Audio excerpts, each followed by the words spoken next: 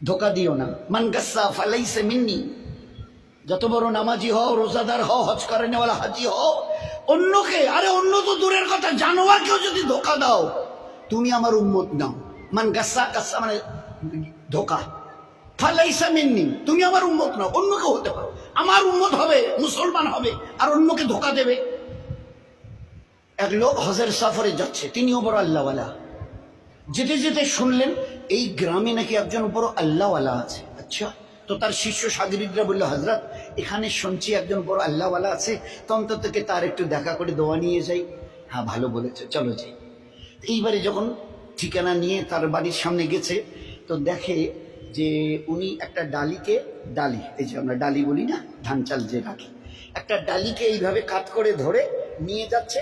তার পিছনে পিছনে একটা ঘোড়া চলে আসছে। ঘোড়াটা মনে করছে আমার মালিকের এই হাতে যে ডালিটা, ওতে আমার ঘাস আছে। আসলে ডালিটা খালি, উনি একটু উঁচু করে ধরে, কাত করে উঁচু করে একটু তুলে যাতে ও দেখতে না পারে, এইভাবে ধরে চলে আসছে। আর ও ঘোড়াটা মনে করছে যে আমার মালিক আমাকে খাবার দিবে বলে ডালিতে আমার ঘাস নিয়ে চলে যাচ্ছে, যাই মালিকের সাথে। এই দৃশ্য দেখার পরে ওই আল্লাহওয়ালা যিনি তার দলবল নিয়ে হজে যাচ্ছিলেন বলছেন, ভাই আমার জিয়ারত হয়ে গেছে, চলো যাই, চলো যাই। তো বলছে, কেন হুজুর, এখন তার কাছে গেলাম না, সালাম মুসাফা হলো না, দোয়ার কথা বললেন না, আপনি বললেন আমার জিয়ারত হয়ে গেছে। তো এবারে তিনি উত্তর দিয়েছেন, যে মানুষ চোখের সামনে একটা জানোয়ারকে দেখে ধোকা দিতে পারে, সে মানুষ লক্ষ কোটি দূরে যে আল্লাহ আরশ আযীমের মালিক, তাকে তো জীবনে কোনোদিন দেখেনি। তার পক্ষে তাকে ধোকা দেওয়া কোনো কঠিন নয়, বড় সহজ। ধোকা দেনেওয়ালা নবীর উম্মত হতে পারে না, বুজুর্গ তো অনেক দূরের কথা, বুজুর্গ হওয়া তো দূরের কথা, আল্লাহওয়ালা তো দূরের কথা, মুসলমান হবে না সে যে একটা জানোয়ারকে ধোকা দেয়। কি করে খালি ডালি নিয়ে যাচ্ছে, আর তার ঘোড়াটা মনে করছে আমার মালিক আমাকে ঘাস দেবে, ওই ডালিতে বোধহয় ঘাস ভরা আছে, আমি যাই যাই যাই। চোখের সামনে দেখেছি জানোয়ারকে ধোকা দিতে পারে, না দেখা আল্লাহকে সে না জানি কতটা ধোকা দিয়েছে।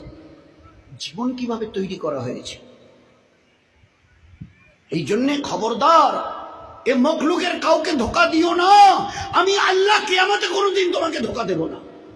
সহি করে আসো, সহি বদলা আমি নিজের হাতে দেব, তোমাদের নিজে হাতে দেব। ওই দিন দিল খুশ করেনেওয়ালা বদলা পাবে কিয়ামতের ময়দানে। আর দুনিয়াতে রহমতওয়ালা, বরকতওয়ালা, ইজ্জতওয়ালা, হেফাজতওয়ালা জীবন পাবে, জীবন দেবে। এটা আমার ওয়াদা, এগুলো সব কোরআনের আয়াত।